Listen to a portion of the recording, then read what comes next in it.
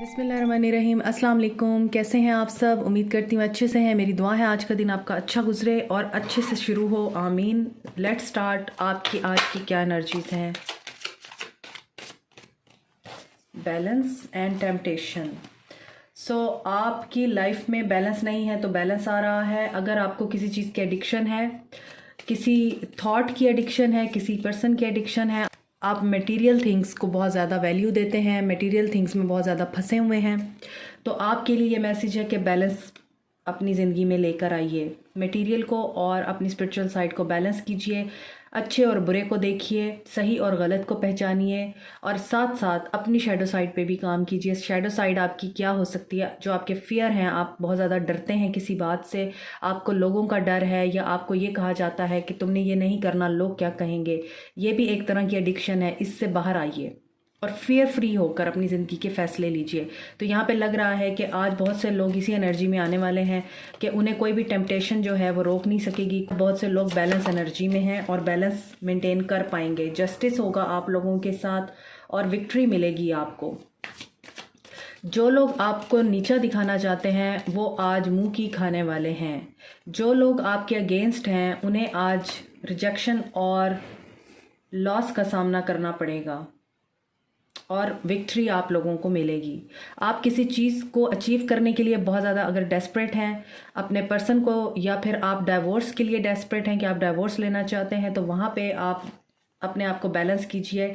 आपको आपकी मर्ज़ी के मुताबिक हो सकता है न्यूज़ ना मिले क्योंकि आप डेस्परेट हो रहे हैं। अपनी एनर्जीज़ को प्रोटेक्ट करें और अपने हक के लिए लड़ें। जो आपका है उसके लिए आवाज़ बुलंद करें। और यहाँ पे लगता है आज आप बहुत से लोगों के लिए भी बोलेंगे। आप सिर्फ अपने लिए नहीं, दूसरों का भी दिफा करेंगे, दूसरों के लिए भी आप स्टैंड लेंगे और इसी वजह से आपको रिकॉग्निशन भी मिलेगी और आपको इस चीज़ का रिवॉर्ड भी मिलेगा। साथ में मुझे लग रहा है कि आपके पर्सन और आपके दरमियान कोडिपेंडेंसी रही है। इस रिश्ते में बैलेंस नहीं था। आपने अपनी वर्थ को नहीं पहचाना। आपके पर्सन ने आपको ब्लॉक किया, आपको रिजेक्ट किया, आपको अब्यूज़ किया और आपकी वैल्यू को 2 टके का करके आपको छोड़ दिया। और आप इस चीज़ पे भी रेडी रहे और अग्री रहे कि ठीक है, तुम मेरे साथ जिस तरह का भी ताल्लुक़ रखना चाहते हो, जिस तरह का भी ट्रीटमेंट करना चाहते हो, करो, मैं तो हाजिर हूँ। इसी वजह से आपके पर्सन ने आपके साथ ये सब किया है। आपको अपनी वैल्यू पहचानने की ज़रूरत है और यहाँ पर अब आप अपनी वैल्यू को पहचान चुके हैं। आप इस रिश्ते में कोडिपेंडेंसी से बाहर निकल आए हैं। नहीं निकले तो आपको निकलने की ज़रूरत है, वरना डिवाइन की तरफ से हो जाएगा ये। इसके अलावा मुझे लग रहा है कि आपकी तरफ रिकन्सिलिएशन आ रही है। आप वेट कर रहे हैं उस रिकन्सिलिएशन का, उस पर्सन का, और आप चाहते हैं कि बस अब ये मेरे लिए स्टैंड ले ले। तो यहाँ पर मुझे लगता है आप अपने लिए स्टैंड लेंगे आज। अब आप इस एनर्जी में आ रहे हैं कि आप अपने पर्सन को बताएं तुम नहीं, मैं तुम्हें रिजेक्ट करूंगी या एक्सेप्ट करूंगी या करूंगा। अब बहुत हो गया। तो यहाँ पर बहुत हो गया की एनर्जी है। आप आज इस एनर्जी में आने वाले हैं कि बहुत हो गया, अब जो करूंगा मैं करूंगा या मैं करूंगी। This is beautiful. Heartache and loss. जब आप इस एनर्जी में आएंगे कि जो होगा मैं करूंगा और मैं करूंगी, तो आपके पर्सन डेफिनेटली हार्टिंग और लॉस से ही गुजरेंगे। फिर उनका कर्मा शुरू होगा एंड हेयर इज़ डेस्टिनी।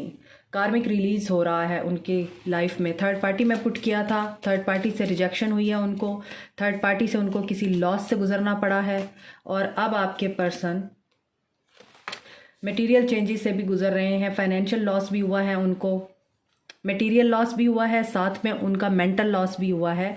और यस, अब उन्हें याद आ रही है कि जो था वही बेहतर था, जो है वो नहीं है। सो यहाँ पर अब उनको ये रियलाइज़ हो रहा है कि काश वो आपकी वैल्यू को पहचान लेते। 4 ऑफ वॉन्ड्स की एनर्जी है, शादी की एनर्जी है और यहाँ पे डिफरेंट एनर्जीज मुझे पिक हो रही हैं।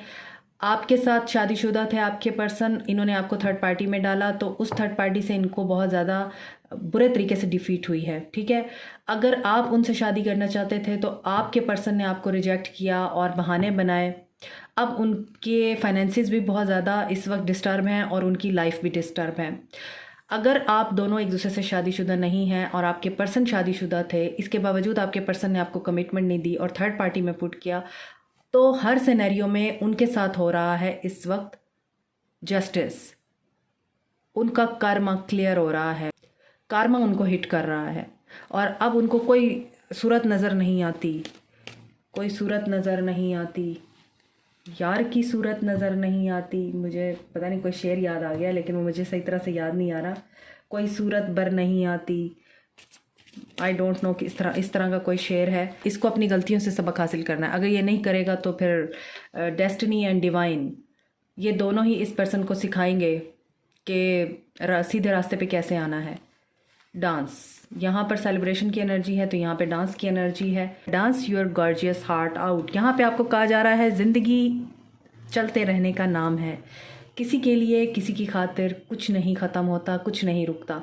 जो हालात हैं वो तो वैसे के वैसे ही रहेंगे। आपको क्या करना है, आपको मेडिटेशन करनी है, एक्सरसाइज करनी है और अपने आप को रिजॉइस मोड में रखना है, हैप्पी मोड में रखना है। चीज़ें अपने आप ही अनफोल्ड होती हैं। मैं हमेशा यही कहती हूँ, जो चीज़ जैसी चल रही है उसे चलने दीजिए, उसे आप रोक नहीं सकते हैं। अगर आपकी ज़िंदगी का एक बहुत पेनफुल साइकिल चल रहा है, आप इसे रो के भी गुजार सकते हैं, इसे हंस के भी गुजार सकते हैं, मगर पेनफुल साइकिल ही रहेगा। उसने हैप्पी साइकिल में कन्वर्ट नहीं हो जाना जब तक कि उसका टाइम पूरा नहीं होगा, राइट। तो फिर आप खुश रह के गुजारिए ना ज़िंदगी। तो यही आपको कहा जा रहा है। This is it for you today. Thank you so much. Don't forget to give me feedback. Thank you so much. Take care. अल्लाह हाफिज़।